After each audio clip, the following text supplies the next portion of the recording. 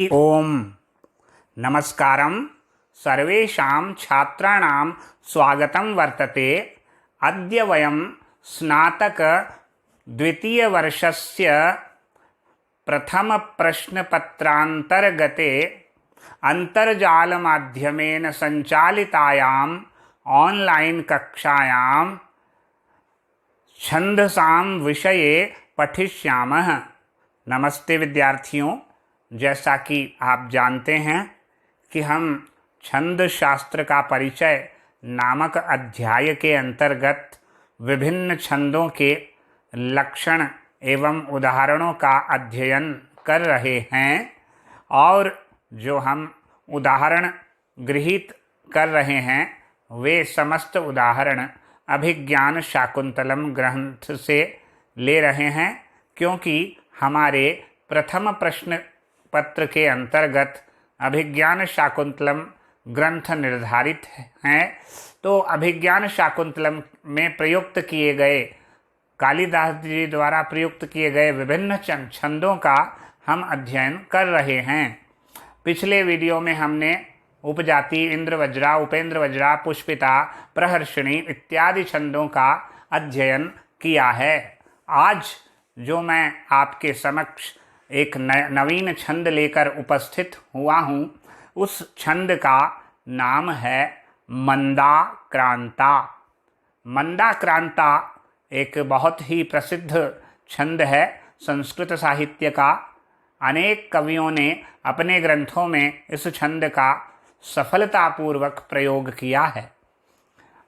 आपको जानकारी के लिए बता देता हूँ कि कालिदास जी द्वारा प्रणीत मेघदूतम जो खंड काव्य के अंतर्गत, गीति काव्य के अंतर्गत आता है, वह खंड काव्य अथवा गीति काव्य जो मेघदूत है, वो संपूर्ण मेघदूत जो है मंदाक्रांता छंद में निबद्ध है।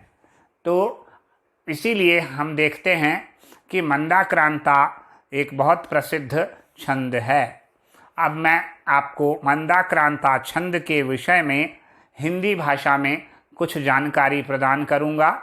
उसके पश्चात संस्कृत भाषा में मैं मंदाक्रांता छंद का लक्षण बताऊंगा, विभिन्न ग्रंथों में क्या लक्षण दिया गया है मंदाक्रांता का, और तत्पश्चात हम एक उदाहरण के रूप में अभिज्ञान शाकुंतलम से एक श्लोक लेंगे जिसमें किस प्रकार यह छंद घटित होता है उसको भी उदाहरण सहित समझाएंगे। तो यहाँ पर ले रहे हैं हम मंदाक्रांता। तो सबसे पहले मंदाक्रांता छंद के विषय में सामान्य जानकारी मैं आपको देता हूँ। मंदाक्रांता अत्यष्टि जाति का छंद है। कौन सी जाति का छंद है? अत्यष्टि। अत्यष्टि जाति का छंद है क्योंकि इसके प्रत्येक चरण में सप्त दशाक्षर होते हैं। क्योंकि इसके प्रत्येक चरण में सप्तदश वर्ण होते हैं। ठीक, सप्तदश जो वर्ण होते हैं उनका क्रम क्या होता है? उनका क्रम सुन लीजिए। मगण, भगण, नगण, तगण, तगण और 2 गुरु वर्ण। वापस से सुन लीजिए कैसे होते हैं 17 वर्ण। मगण, भगण, नगण और 2 तगण, तगण और अंत में 2 गुरु वर्ण। हो गए 17। म, भ, न, त, त, ये 3 पंजे 15। मगण, भगण, नगण, तगण, तगण 15 हो गए और 2 गुरु वर्ण हो गए 17। इस प्रकार मंदाक्रांता छंद के प्रत्येक चरण में 17 वर्ण होते हैं। इसलिए इसकी जाति कौन सी है? अत्यष्टि। अत्यष्टि जाति का यह छंद है। और अब इसमें यति कहाँ पर होती है इसके विषय में भी सुन लीजिए। चतुर्थ, षष्ठ एवं सप्तम वर्णों पर यति होती है। पहली यति षष्ठ, प्रथम यति चतुर्थ, दूसरी यति षष्ठ और तृतीय यति सप्तम। ठीक है, तो देखिए 4, 6, 4, 6 कितने हो गए? 10। 10 अगली अंतिम यति है 7। 10 और 7 17। 4 6 और 7, अगर आप इनको कुल मिलाकर जोड़ेंगे तो इनकी संख्या आएगी सप्तदश। पहला 4, दूसरा 6, 4 और 6 10, 10 और 7 17। ठीक, तो इस प्रकार से मंदाक्रांता छंद जो यति होती है मंदाक्रांता छंद में, वह चतुर्थ वर्ण, षष्ठ वर्ण एवं सप्तम वर्ण पर होती है। अब आपको मैंने सामान्य बातें हिंदी में बता दी है। सबसे पहले बताया कि मंदाक्रांता छंद के प्रत्येक चरण में सप्तदश अक्षर होते हैं, क्योंकि प्रत्येक चरण में सप्तदश वर्ण होते हैं, अतः इसकी जाति कौन सी है? अत्यष्टि। अत्यष्टि नामक जाति छंद है यह, अत्यष्टि जाति का यह छंद है, क्योंकि सप्तदश वर्ण जिसमें होते हैं वह अत्यष्टि जाति का होता है। दूसरा बताया कि 17 वर्णों का जो क्रम होता है वह क्या होता है? मगण नगण भगण, मगण भगण नगण, है ना। उसके पश्चात तगण तगण और 2 गुरुवर्ण, 2 गुरुवर्ण हो गए 17।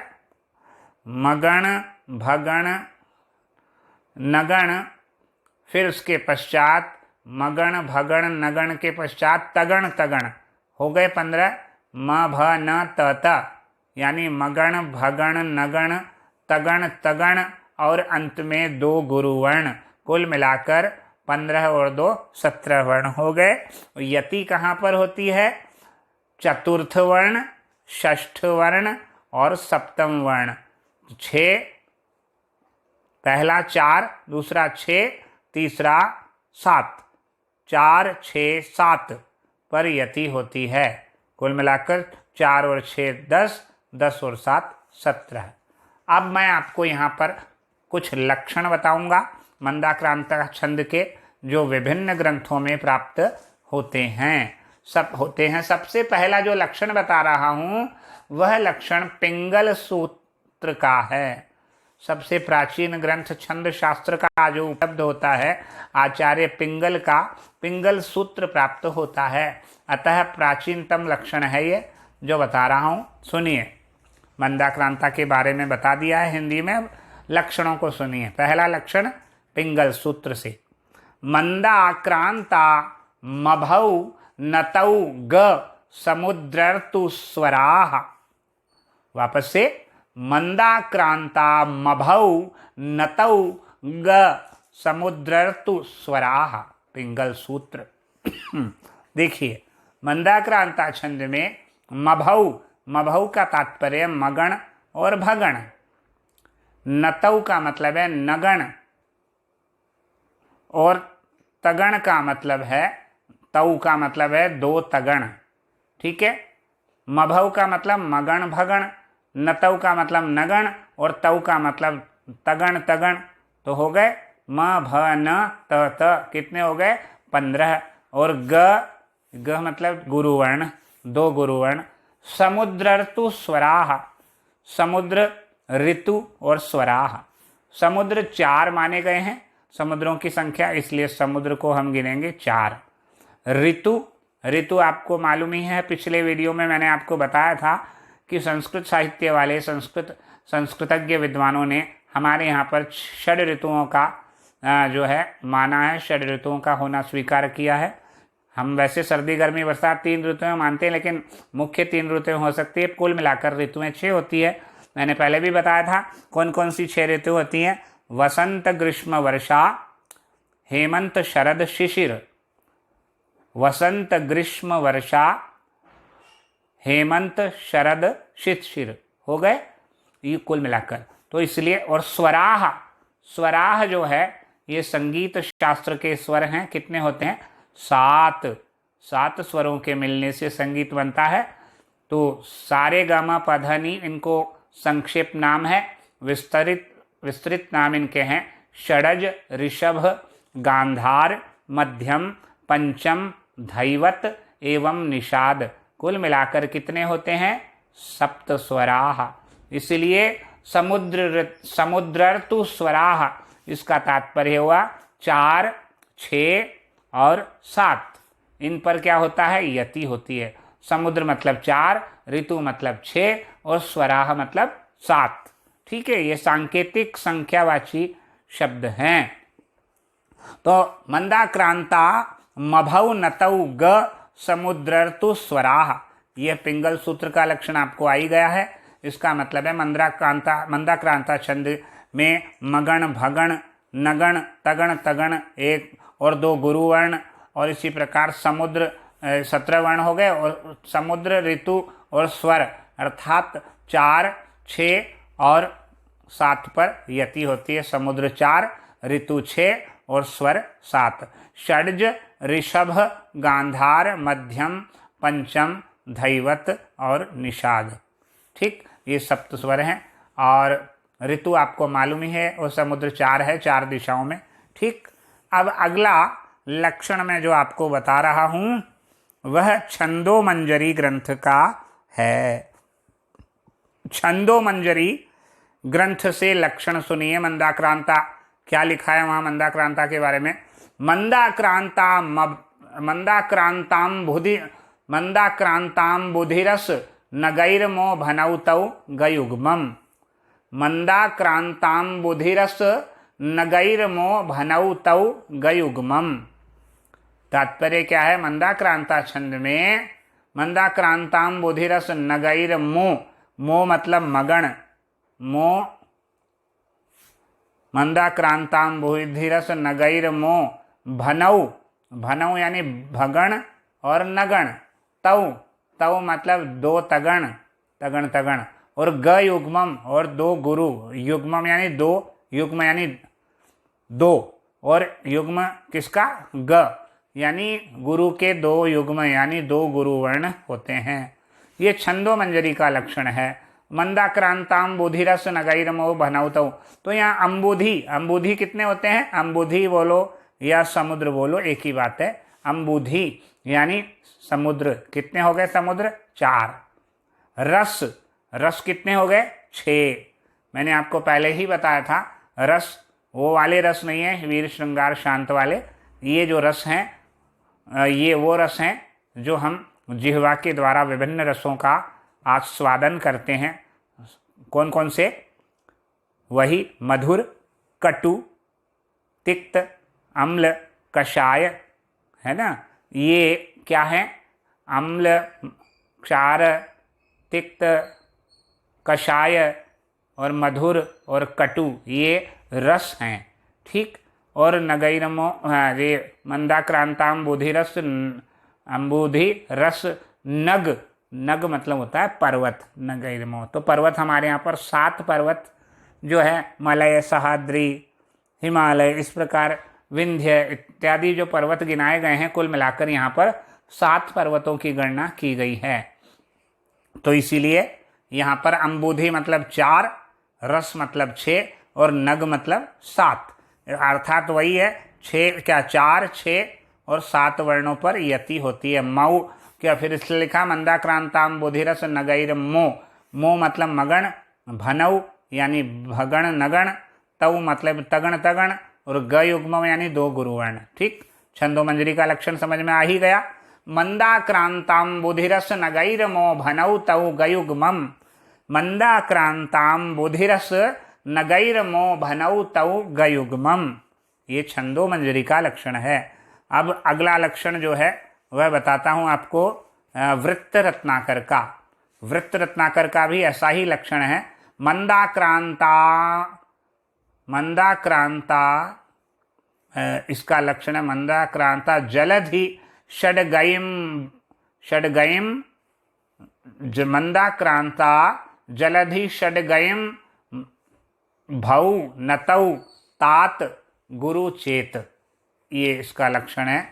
मंदाक्रांता, फिर जलधि षड्गयिम, जलधि षड्गयिम भौ नतौ तात गुरु चेत, ये वृत्त रत्नाकर में इसका लक्षण मिलता है। इसका अर्थ देख लीजिए। मंदाक्रांता, मंदाक्रांता छंद में जलधि, उधर अम्बुधि आया था, इधर जलधि यानी 4, फिर जलधि षड, षड यानी 6, षड अगय, अगय यानी वही पर्वत, षड गई। फिर उसके पश्चात षड गयम, गयम यानी मगण, मभौ षड गई। फिर मभौ नतौ तात गुरु चेत। मभौ का मतलब है मगण और भगण, नतौ का मतलब है नगण और तौ का मतलब है दो तगण, और तात गुरु चेत, इसके पश्चात दो गुरुवर्ण होते हैं। ठीक है, ये इसका लक्षण हो गया। मंदाक्रांता जलधि षड गई मभौ नतौ तात गुरु चेत। अब आपको इसका लक्षण आ गया है।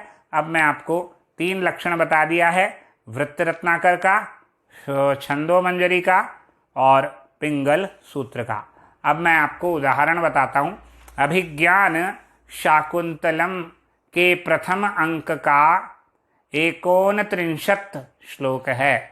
39, इसका तात्पर्य है 30 में 1 कम बराबर 29वां श्लोक है। प्रथम अंक का 29वां, 39, ये इसको बोलते हैं। संस्कृत में इसी प्रकार की गिनती होती है, तो इस प्रकार आप समझेंगे, गिनती आपको आती ही होगी, संख्यावाची शब्द।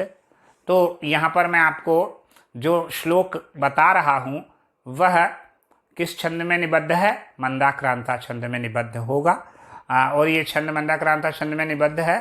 साथ ही कहाँ से लिया गया है? अभिज्ञान शाकुंतलम के प्रथम अंक का 39 श्लोक, 29वां श्लोक।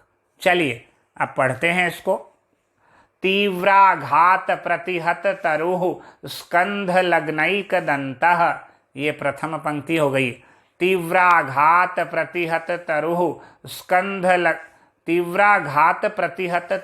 स्कंध लग्नैक दंतः। अब द्वितीय पंक्ति सुनिए। पादाकृष्ट व्रतति वलया संग संजात पाशः, ये द्वितीय पंक्ति है। पादाकृष्ट व्रतति वलया संग संजात पाशः। और तीसरी पंक्ति सुनिए। मूर्तो विघ्नस्तपस इव नो भिन्न सारंग यूथो। वापस से सुनिए। मूर्तो विघ्नस्तपस इव नो भिन्न सारंग यूथो। अब चौथी पंक्ति सुनिए। धर्मारण्यम प्रविशति गजः स्यन्नालोक भीतः। धर्मारण्यम प्रविशति गजः स्यन्नालोक भीतः। ये आपको चारों पंक्तियाँ मैंने आपको एक बार सुना दी है। अब एक बार मैं आपको यहाँ पर प्रथम पंक्ति में किस प्रकार घटित हो रहा है यह गणना करके बता देता हूँ। आप इतना ध्यान रखेंगे कि मंदाक्रांता छंद के प्रत्येक चरण में 17 वर्ण होते हैं और उनका क्रम क्या होता है? क्रम होता है मगण, भगण, नगण, तगण, तगण और 2 गुरुवर्ण, और 4, 6 और 7 वर्णों पर यति। चलिए घटित करते हैं। प्रथम पंक्ति मैं आपको गिनकर बताऊंगा, शेष पंक्तियों को आप स्वयं गिनने का प्रयास करेंगे। सुनिए। तीव्राघात प्रतिहत तरुः स्कंध लग्नैक दंतः। इस पंक्ति को गिनते हैं। तीव्राघात प्रतिहत तरुः स्कंध लग्नैक दंतः। चलिए। तीव्राघात, तीव्राघा, ये तीनों वर्ण गुरु है। मा तारा गुरु गुरु गुरु, तीव्राघा। ठीक है, हो गया। आगे गिनते हैं। तप प्रति, तीव्राघा त प्रति।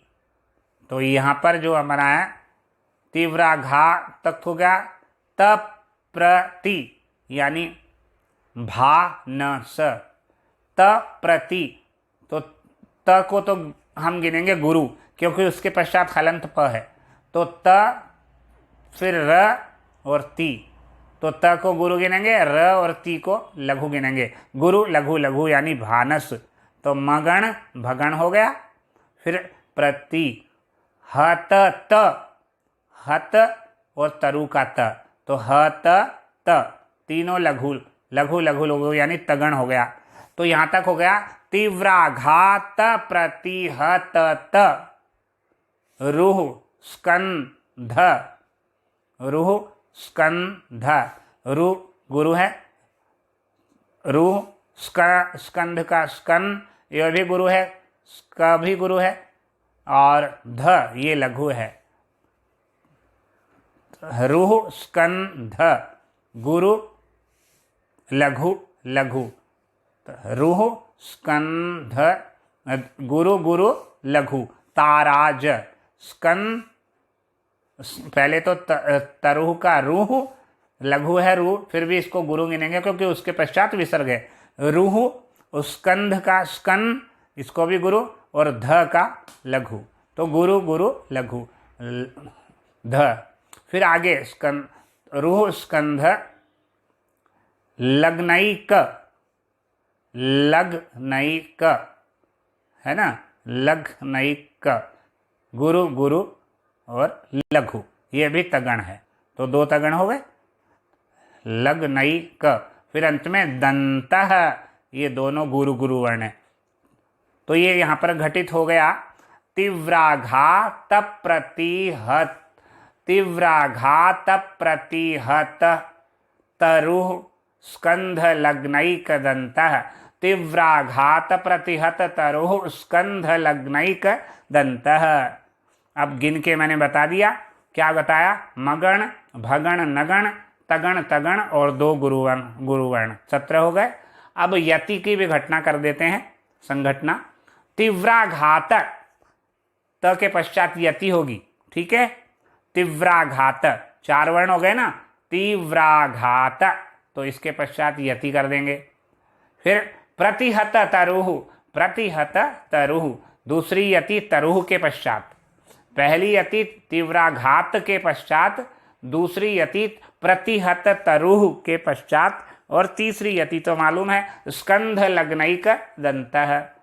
तो पहली यति 4 वर्णों के पश्चात, तीव्राघात के पश्चात, दूसरी यति प्रतिहत तरुः यानी 6 वर्णों के पश्चात, और तीसरी यति स्कंध लग्नैक दंतः, ये 7 वर्णों के पश्चात। तो यहाँ पर पूर्ण रूपेण मंदाक्रांता छंद घटित हो गया है।